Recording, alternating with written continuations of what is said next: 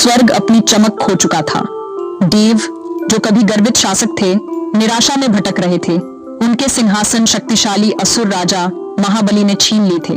महाबली की भक्ति और शक्ति ने तीनों लोकों को जीत लिया था, जिससे देवता शक्तिहीन और बेसहारा हो गए थे। हताशा में देवताओं ने विष्णु की ओर रुख किया, प्रतिशोध के लिए नहीं, बल्कि ब्रह्मांडीय संतुलन की बहाली के लिए विनती की। विष्णु, शांत और दयालु, ने युद्ध का नहीं, बल्कि विनम्रता का पाठ पढ़ाने का वादा किया। वह वामन एक विनम्र बौने के रूप में अवतरित होंगे, ताकि महाबली की महानता का परीक्षण कर सकें। देवता, जो बड़ी लड़ाइयों के आदी थे, इस सूक्ष्म योजना को समझने में संघर्ष कर रहे थे, लेकिन उन्होंने विष्णु की बुद्धिमत्ता में अपना विश्वास रखा। यह सिर्फ स्वर्ग को वापस पाने के बारे में नहीं था, बल्कि एक गहरे सत्य को उजागर करने के बारे में था। सच्ची शक्ति निस्वार्थ भाव से देने में निहित है। राजा और दान के अर्थ को फिर से परिभाषित करने के लिए मंच तैयार था। ब्रह्मांड विनम्रता के एक ऐसे पाठ का इंतजार कर रहा था जो समय के साथ गूंजेगा। नर्मदा के तट पर राजा महाबली ने एक भव्य यज्ञ किया। उनका दरबार शक्ति और उदारता से जगमगा रहा था।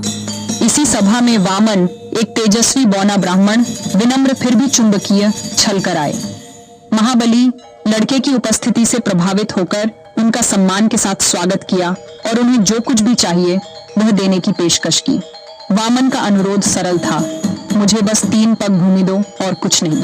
दरबार अनुरोध की विनम्रता पर अम्यूज्ड था, लेकिन महाबली अपनी प्रतिष्ठा बनाए रखने के लिए उत्सुक थे। उन्होंने बिना किसी झिझक के सहमति दी। राजा की उदारता लेजेंडरी थी, लेकिन सबसे बड़ा दाता होने का उनका अभिमान भी कम नहीं था।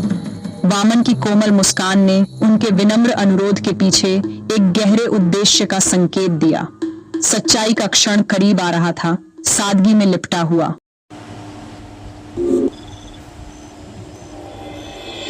महाबली ने छोटे से अनुरोध पर हंसा, लेकिन उनके गुरु शुक्राचार्य ने वामन के वेश को पहचान लिया और राजा को चेतावनी दी। यह वेश में विष्णु है। यदि आप उसकी इच्छा पूरी करते हैं तो आप सब कुछ खो देंगे। महाबली के सामने एक चुनाव था, अपना वचन तोड़ना या जो कुछ भी उन्होंने जीता था उसे खोने का जोखिम उठाना।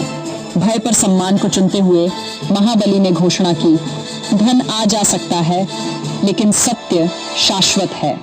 जैसे ही उन्होंने वादा सील करने के लिए पानी डाला, शुक्राचार्य ने उन्हें रोकने की कोशिश की, लेकिन वामन ने रास्ता साफ कर दिया। गुरु को एक आंख से अंधा कर दिया। वादा सील हो गया। अचानक वामन बढ़ने लगे, विष्णु के ब्रह्मांडीय रूप में फैल गए। सभा ने विस्मय में देखा, क्योंकि विनम्र बौना ब्रह्मांड का स्वामी बन गया। सच्ची महानता की परीक्षा शुरू हो गई। 2 विशाल कदमों में विष्णु ने पृथ्वी और स्वर्ग को वापस ले लिया। महाबली के पास कुछ भी नहीं बचा।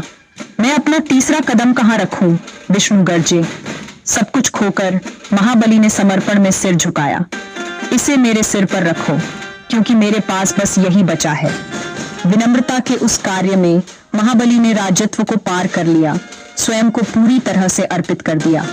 विष्णु उनकी भक्ति से प्रभावित होकर महाबली को पाताल लोक में एक राज्य और शाश्वत गार्डियनशिप का आशीर्वाद दिया।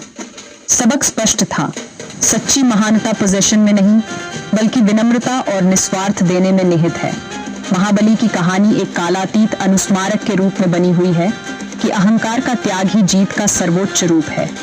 इस प्रकार ब्रह्मांड रिस्टोर्ड हुआ, बल से नहीं बल्कि विनम्रता की शक्ति से।